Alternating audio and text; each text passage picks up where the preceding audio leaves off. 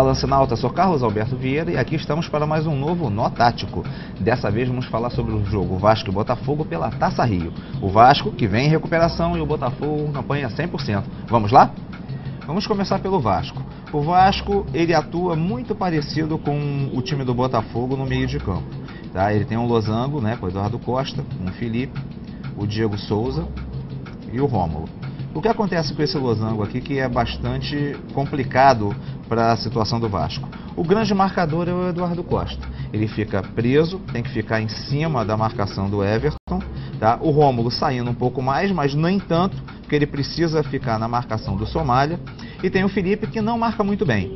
Além do Diego Souza, que não marca nada. Então, nesse losango do Vasco, dois jogadores possuem um estilo de marcação muito fraco. Tanto o Diego Souza quanto o Felipe. Seria o ponto fraco do Vasco. Nessa situação do esquema do Vasco para esse clássico com o Botafogo.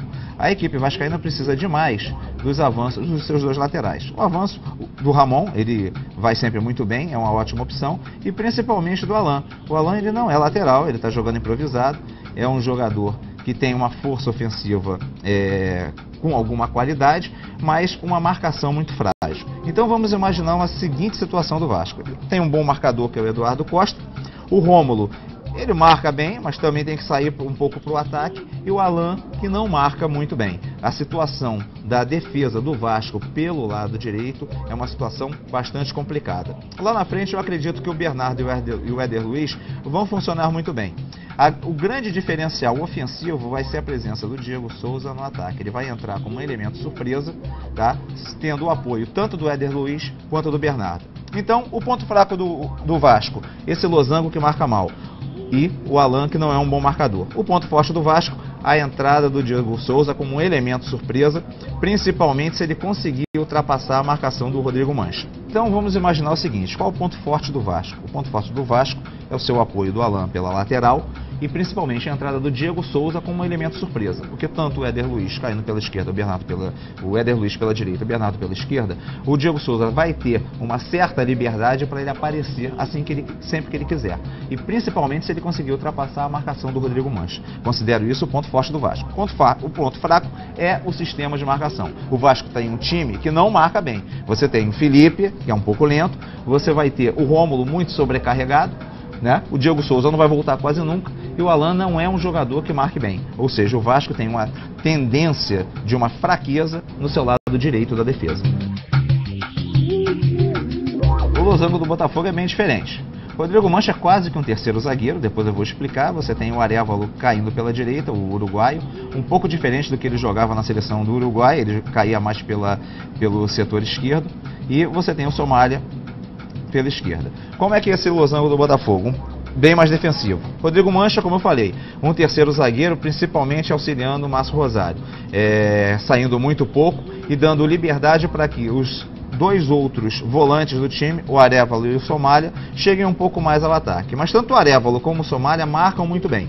O Somália avançando um pouco mais do que o Arévalo e chegando no Everton, que é o bico ofensivo desse losango. Além disso, nós temos o Louco Abreu e o Herrera bem mais solto, o Louco Abreu bem mais ofensivo, e eu acredito que esse losango do Botafogo, ele é mais qualificado, principalmente defensivo, no setor de defesa, do que o losango vascaíno. E eu acredito que esse pode ser um grande diferencial para a vitória do Botafogo. Além disso, o Márcio Azevedo é um lateral que costuma avançar com qualidade e deve jogar muito aproveitando esse buraco de marcação que o Vasco vai ter no Alan, e provavelmente nós vamos ter uma diferença muito grande do estilo que o Botafogo vem jogando, porque o Herrera deve cair constantemente como um ponta esquerda e o Everton, ele vai chegar ao ataque, com certeza, mas ele vai chegar ao ataque como um municiador pro Louco Abreu e o Arévalo ficando um pouco mais preso. O Lucas é o lateral que avança mais, mas como eu falei, dessa vez eu acredito que o mapa da mina do Botafogo vai ser pelo lado esquerdo.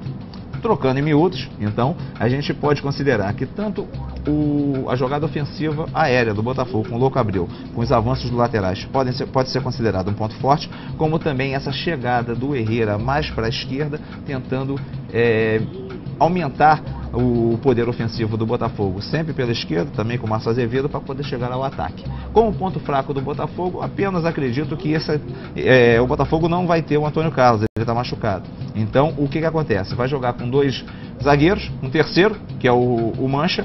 Talvez o Botafogo fique com um buraco na hora de partir para o ataque, na ligação do meio de campo para o ataque. Muitos jogadores defensivos, e isso vai fazer com que os laterais tenham que ter um trabalho um pouco mais forte durante a partida. Isso pode fazer com que os seus 2 laterais, o Lucas e o Márcio Azevedo, se cansem rapidamente, e se isso acontecer, o Botafogo vai perder muito do seu poder de fogo, do seu fôlego, para poder chegar até o ataque. Talvez aí seja uma vantagem para o Vasco. Mas, nesse clássico, deve ser um clássico com muitos gols, né? A defesa vascaína é uma defesa frágil para essa partida, só tem o Dedé como um ponto forte na marcação, e a equipe do Botafogo também apresenta seus problemas. No meu pitaco, uma vitória do Botafogo com alguma facilidade, ou num jogo de muitos gols. Vamos pensar em um 5-3, 4-2.